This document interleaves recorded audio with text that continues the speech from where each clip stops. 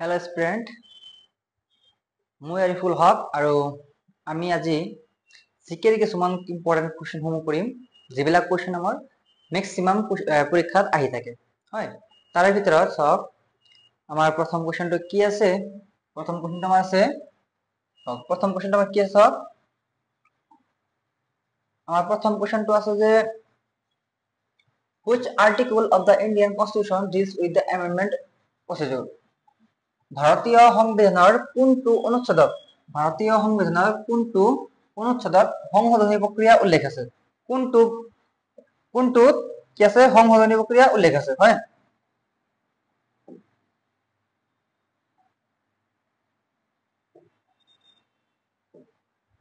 সব কৈছে কি ভাৰতীয় সংবিধানৰ কোন অনুচ্ছেদত সংশোধনী প্ৰক্ৰিয়া উল্লেখ আছে কোন অনুচ্ছেদত আছে যে আৰ্টিকল 352 যে আৰ্টিকল 352 আছে আৰ্টিকল 370 আছে আৰ্টিকল 356 আছে নে আৰ্টিকল 368 আছে কোনটো অনুচ্ছেদত কি আছে সংশোধনী প্ৰক্ৰিয়া যে কোনটো আৰ্টিকলৰ মতে আমি কি কৰিব পাৰো সংবিধান সংশোধন কৰিব পাৰো কোনটো অনুচ্ছেদৰ মতে জানে নে ইয়াৰ কি হ'ব জানে ইয়াৰ আনসাৰটো হ'ব আৰ্টিকল নম্বৰ 368 যে আৰ্টিকল 368 এৰ মতে আমি সংবিধানৰ সংশোধনী প্ৰক্ৰিয়া কি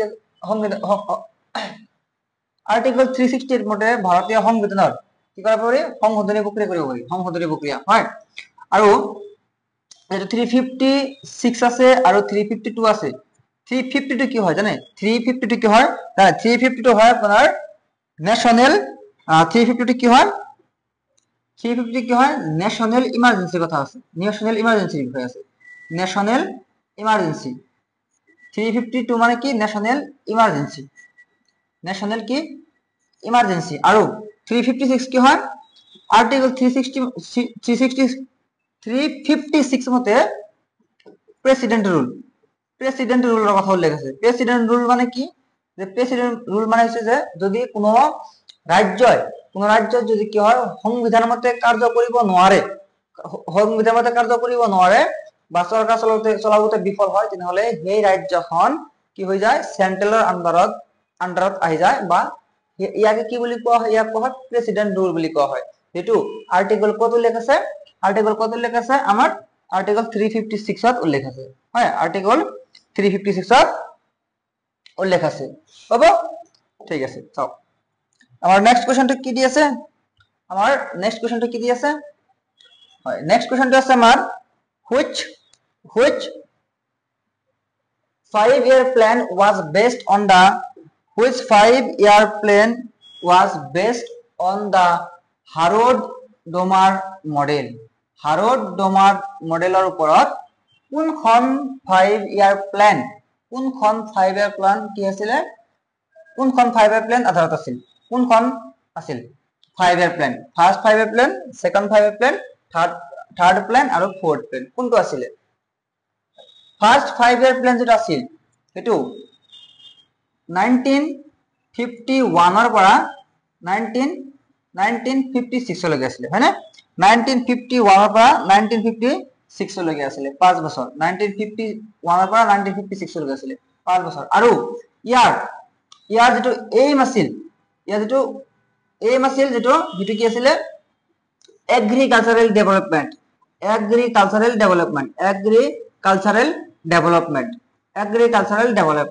মানে কৃষি উন্নয়নৰ ওপৰত আছিল আমাৰ ফাৰ্স্ট 5-year plan টো আৰু এই ফাৰ্স্ট 5-year plan টো কি আছিল হাৰড-ডমাৰ মডেলৰ আধাৰত আছিল ফাৰ্স্ট 5-year plan আমাৰ কি আছিল হাৰড-ডমাৰ মডেলৰ ওপৰত আছিল হয় ঠিক আছে সব next question আমাৰ কি দি আছে next question আমাৰ আছে যে which part of the Indian constitution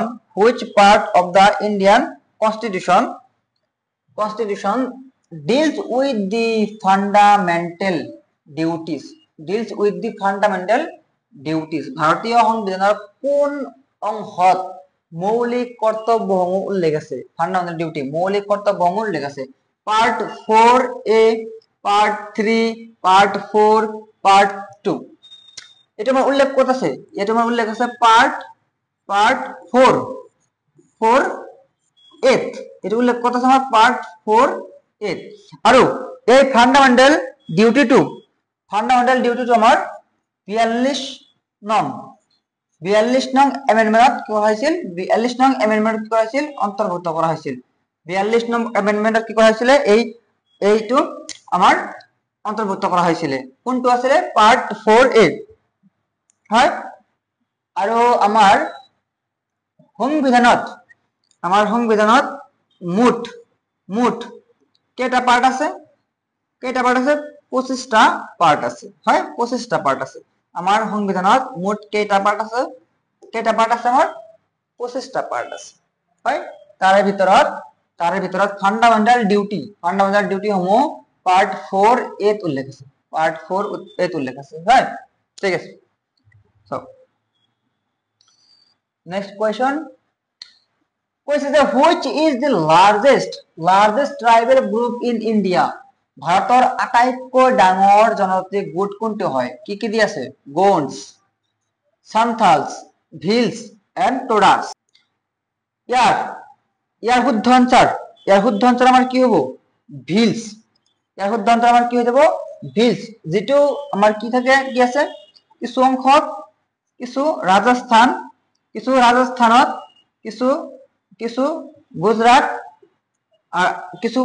কিছু ৰাজস্থান আদি স্টেটত আছে হয় ভিলস কি হয় ভাৰতেৰ আটাইতকৈ ডাঙৰ জনজাতি কোনটো হয় ভিলস হয় ট্ৰাইব ভিলস ৰাজস্থান গুজৰাট আদি পোৱা যায় নেক্সট কোয়েশ্চন কি হৈছে যে who is the viceroy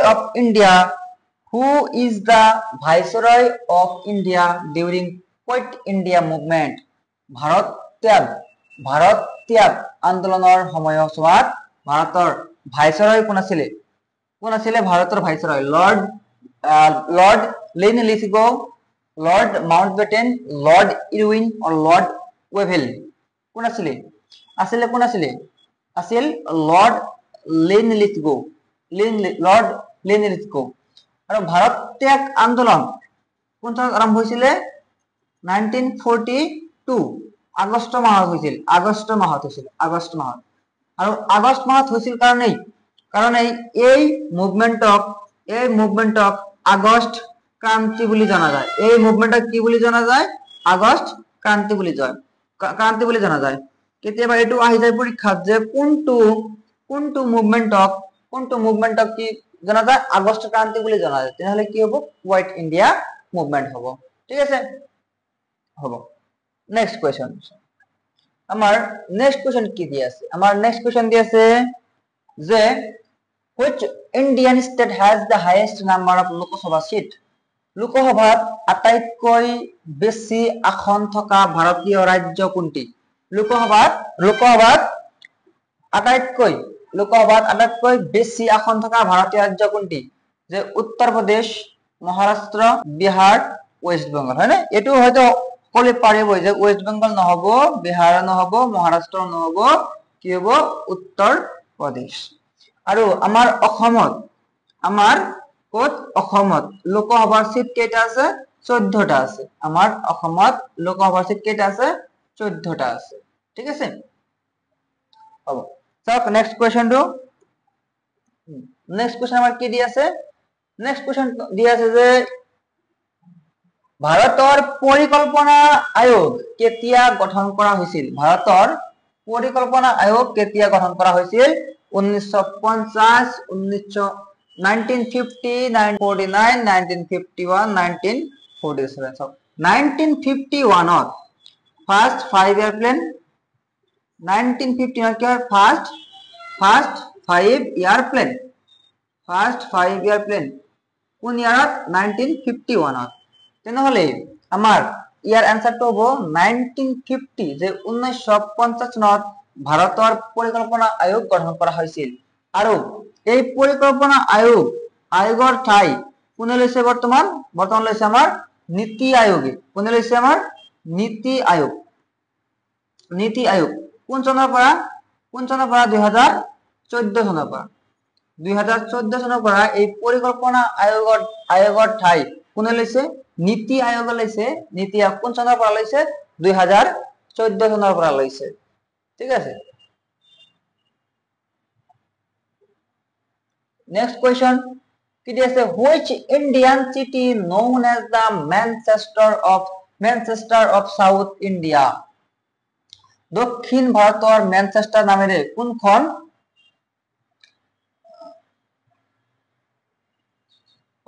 দক্ষিণ ভাৰত মেনচেষ্টাৰ নামেৰে কোনখন চহৰ জনাজাত? কোনখন চহৰ জনাজাত? মেনচেষ্টাৰ নামেৰে কোনখন চহৰ জনাজাত কৈছে? কোনখন চহৰ জনাজাত? দক্ষিণ ভাৰতৰ কইম্বেটুৰ, চেন্নাই, মদুৰাই, হায়দৰাবাদ। মদুৰাই, চেন্নাই, কইম্বেটুৰ। সব ইয়া কি হৈ যাব? মেনচেষ্টাৰ বুলি ক'লে কইম্বেটুৰ। কইম্বেটুৰ ক'ত আছে?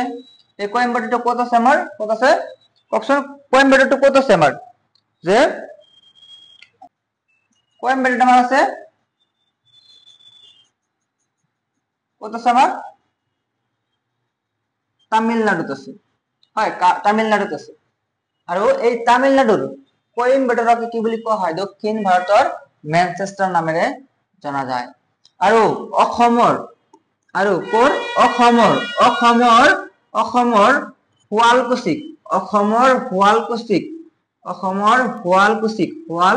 শুৱালকুছিক মেনচেষ্টাৰ অফ আসাম বুলি জনা যায়। শুৱালকুছিক মেনচেষ্টাৰ অফ আসাম বুলি জনা যায়। হয়, ঠিক আছে। ওকে, নেক্সট কোয়েশ্চন চাও। নেক্সট কোয়েশ্চন হয় কি দি আছে আমাৰ? নেক্সট কোয়েশ্চনটো দি আছে আমাৰ which Indian economist gave the concept of Hindu rate of growth? Hindu rate of growth কোনজন ইন্ডিয়ান ইকোনমিস্টে দিছিলে? রাজকৃষ্ণ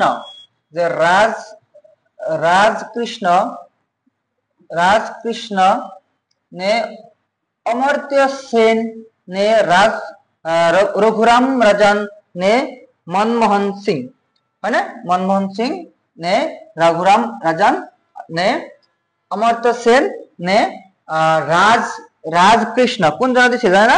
কোন জন দিছিল? ইয়াৰ শুদ্ধ উত্তৰ কি হ'ব? ৰাজকৃষ্ণ। আৰু এইটো দিছিলে 1978 আৰু এইটো কেতিয়া দিছিলে?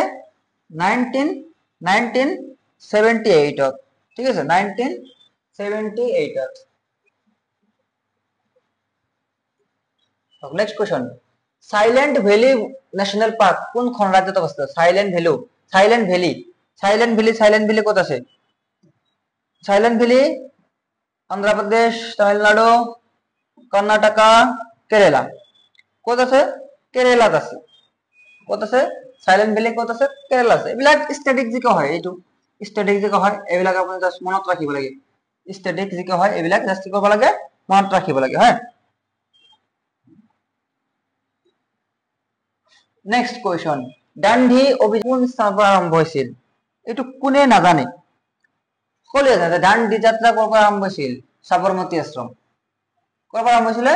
সাবৰমতী আশ্ৰমৰ পৰা। নেক্সট কৈছে কি যে অমৰকণ্টক মালভূমিৰ পৰা কোনটো নদীৰ উৎপত্তি হৈছে? অমৰকণ্টক মালভূমিৰ পৰা কোনটো নদীৰ উৎপত্তি হৈছে? তাপি, গোদাবৰী, কৃষ্ণা, নৰ্মদা। এনসাৰ হবো নৰ্মদা। সোন ৰিভাৰ, নৰ্মদা ৰিভাৰ, এইবিলাক ৰিভাৰ অমৰকণ্টক মালভূমিৰ পৰা উৎপত্তি হৈছে। অমৰকণ্টক প্লেটিউ। অমৰকণ্টক কি? প্লেটিউ। অমৰকণ্টক প্লেটিউৰ পৰা উৎপত্তি হৈছে কি নদী? সোন নদী, নৰ্মদা নদী। এইবিলাক ক'ৰ পৰা উৎপত্তি হৈছে? অমৰকণ্টক প্লেটিউৰ পৰা উৎপত্তি হৈছে।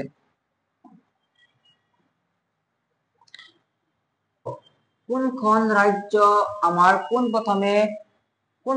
প্ৰথমে কি হৈছে? ভাষাগত আধাৰত গঠিত হৈছে। কোনখন ৰাজ্য হৈছে ভাষাগত আধাৰত? কোনখন হৈছে? যে তামিলনাড়ু, মহারাষ্ট্র বা কর্ণাটক নহয়, হয়তো অন্ধ্রপ্রদেশ আর তামিলনাড়ু হব।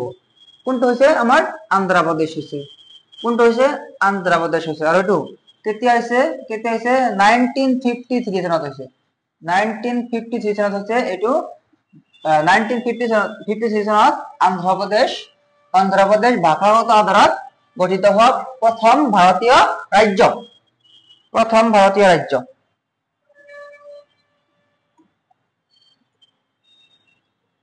Next, what is the ranking of India in the terms of area in the world? আয়তনৰ ভিত্তিত বিশ্বত ভাৰতৰ স্থান কি? আয়তনৰ ভিত্তিত বিশ্বত ভাৰতৰ স্থান হৈছে 7। আয়তনৰ বিশ্বত ভাৰতৰ স্থান হৈছে 7। আৰু পপুলেশন, জনসংখ্যাৰ ভিত্তিত, পপুলেশনৰ ক্ষেত্ৰত বা জনসংখ্যাৰ ভিত্তিত ভাৰতৰ স্থান হৈছে আমাৰ ফাৰ্স্ট। ইয়াৰ আগত কোন আছিল? চাইনা আছিল, কিন্তু ৰিসেন্টলি চাইনা কি কৰিছে? ইন্ডিয়ায় পিছ পেলাই দিছে, যে ইন্ডিয়াই বৰ্তমান অল ওয়াৰ্ল্ডৰ ভিতৰত কি হয় সৰ্বাধিক পপুলেশন থকা দেশ হয়। আৰু লাস্ট 15 নম্বৰ কোৱেশ্চন আমাৰ আছে কি, যে who was the first woman governor in Indian state? কোন আছে? সকলে জানে, সৰোজিনী নাইডু। আৰু ফার্স্ট উমেন প্রেসিডেন্ট কোন আছিল? প্রতিভা দেবী সিং পাটিল। কোন আছিল? প্রতিভা দেবী সিং পাটিল। প্রতিভা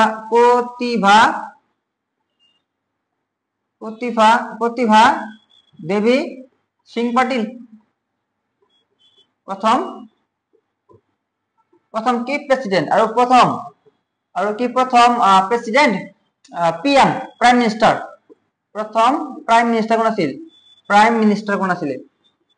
প্রথম প্রাইম মিনিস্টার কোন আছিল? ইন্দিরা গান্ধী, হয় না? কোন আছিল? ইন্দিরা গান্ধী। ঠিক আছে, প্রথম প্রাইম মিনিস্টার কোন আছিল? ইন্দিরা গান্ধী, হয়। ঠিক আছে, প্রতিভা দেবী সিং পাটিল ফার্স্ট প্রেসিডেন্ট, আর ফার্স্ট প্রাইম মিনিস্টার কোন আছিল? ইন্দিরা গান্ধী। ও চাওক, ওকে, এইটো হৈছে আজি এইটো ভিডিঅ'ৰ লাষ্ট কুৱেশ্যন। ইয়াৰ পিছত আমি আৰু ইয়াতকৈ ভাল ইম্পৰ্টেণ্ট কুৱেশ্যন আমি আনিম। আজিৰ কাৰণে থেংক ইউ সো মাচ।